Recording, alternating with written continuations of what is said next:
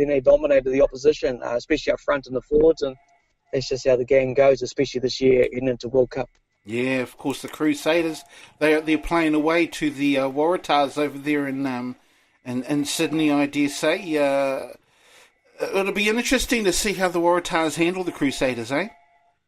Yeah, it is going to be, especially with the emotions of what's happened, and they didn't play last week as well. So, it's going to be an interesting game to watch tonight, actually. I don't know, it might be the time. Yeah, if the Waratahs win it, it'll be over.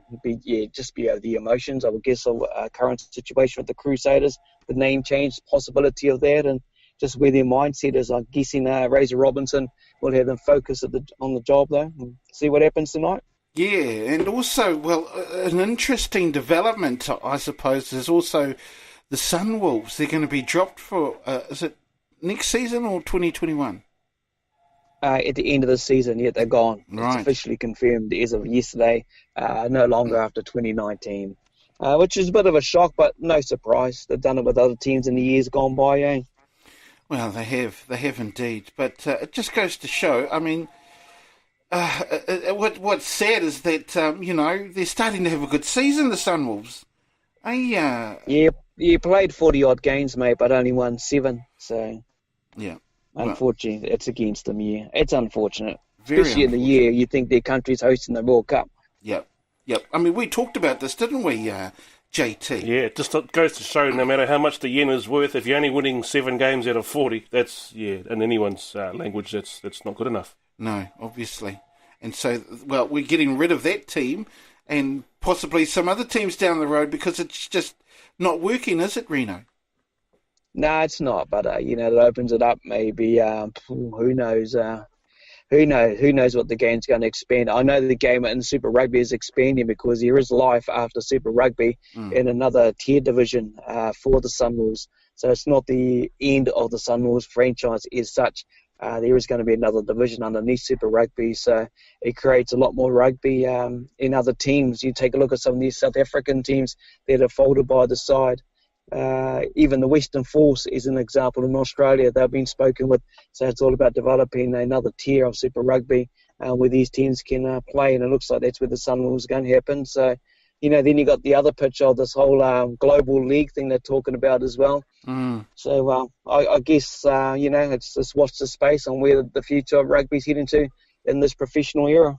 Well, it just seems to me, and I'm sure well, I don't know if you'll agree with me or not, but, adding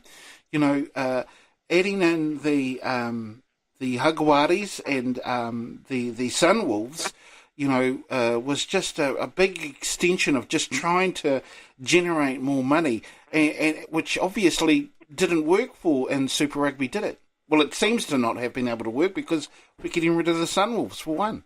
What do you reckon? Well, it's a chance they took. I'm all for that, spreading the game globally, because after a while, after so many years, you can get a bit mundane and boring if it's the same old countries, So, in terms of the greater good for the game, they have to still be looking at expansion, and if it means sort of the formation of a lower level below the main super rugby one, I think they do that over in the Northern Hemisphere. They have the different cups. I think the Heineken one, and they have another one. Yeah.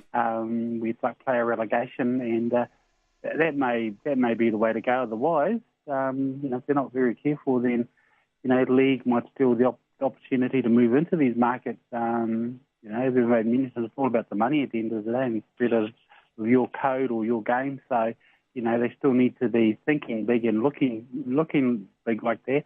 But they just have to plan it a lot better because, rugby, I'm sure they want to include a couple of American teams in some sort of Southern Hemisphere competition as well.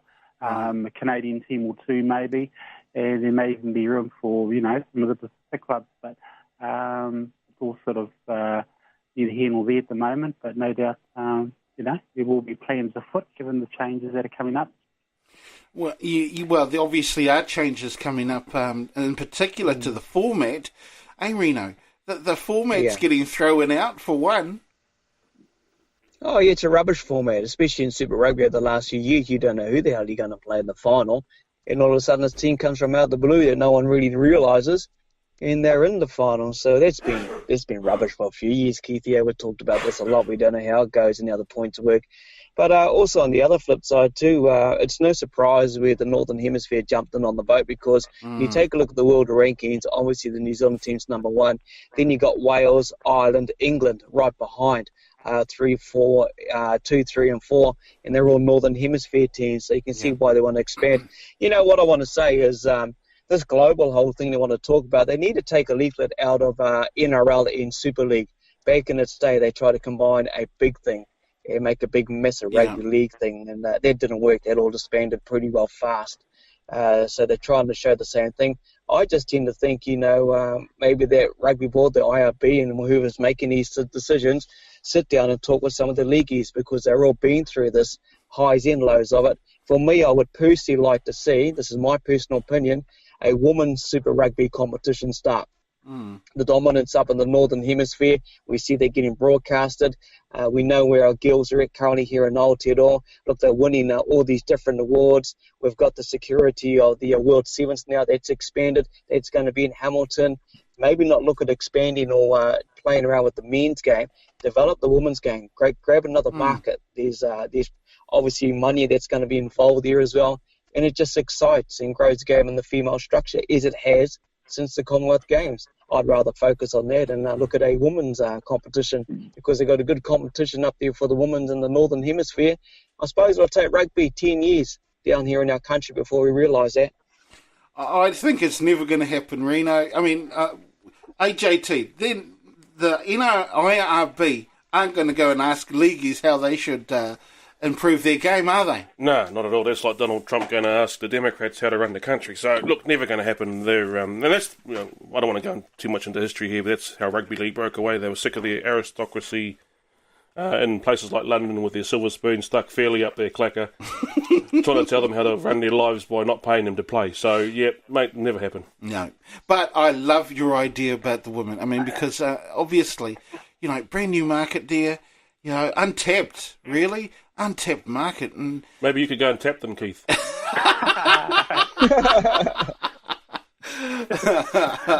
I wouldn't mind doing so myself, but I think that's a great idea. They're too poor, bro. I think that's a great idea there, Reno. Now, also your Chiefs there, Ra. They get ready to get smashed by the Bulls, eh? Oh yeah, I'll tell you, Chiefs and then the Landers they're not having good starts to the season, but thank goodness it is still early days, and the writing's not quite on the wall yet. But look, I'll tell you that they have to find form soon, and the Chiefs and then the Bulls, that Bulls team can be beaten, but not by the Chiefs, mate. Not by the Chiefs. Not on their current form. They're probably going to have to pull it out of the hat, but we'll just sort of watch to see what happens, and hopefully they can get back on some sort of a winning form. What's going on with them, man? They haven't even won a single game so far. I mean, sure, we're into game 7, 6? Ebbs and flows. It's like any team, with the exception of the Crusaders, I suppose. They're like a juggernaut, sort of winning machine.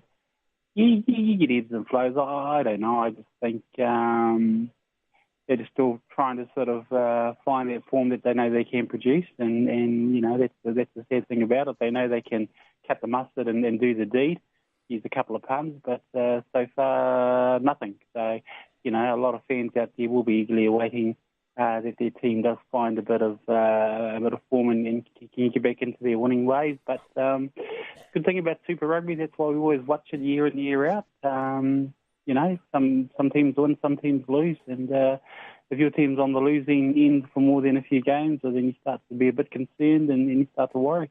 I suppose so.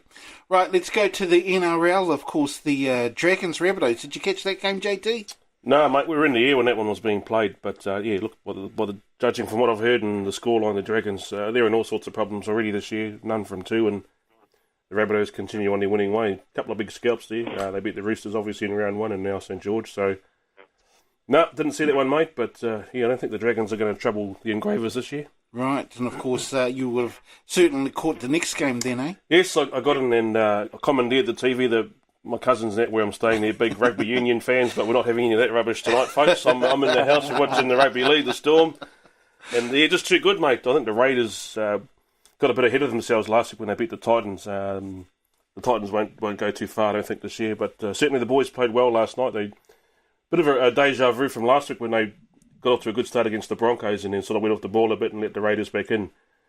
But, very happy with Suliasi Vunivalu. I think he's from Tolaga Bay, Ra. You might be a whanaunga of yours. He grabbed a hat-trick. And big Jesse Bromwich up front again went strong. Nelson Nasofa Solomona. Jerome Hughes had another good game. And the Raiders, I think they're going to struggle this year, Rino. You might agree. They've only got Josh Papali, Dynamis Louis, and Sia Soliola, a former centre, back row, and now that's their front row rotation. So if those are your three front rowers, you're going to struggle against good sides. True, Rino? Yeah, that's right. Yeah, the Raiders will struggle this year. You can see it, the back line too at the Storm. I was watching that last night, just the dominance over that Raider team. And, they're in their face, and already that's knocked them back a bit. So, yeah, you're right, the Raiders will struggle. That game of two halves too, the Dragons were leading at half-time, and big old Sam Boo just got a couple of tries.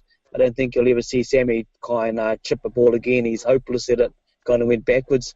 So everyone laughed at him. But no, it was a couple of good games. And the other game last night was up in the Queensland area, obviously, was the old Cowboys. Travelled down to Suncorp and took on the Broncos. The Broncos are just too good.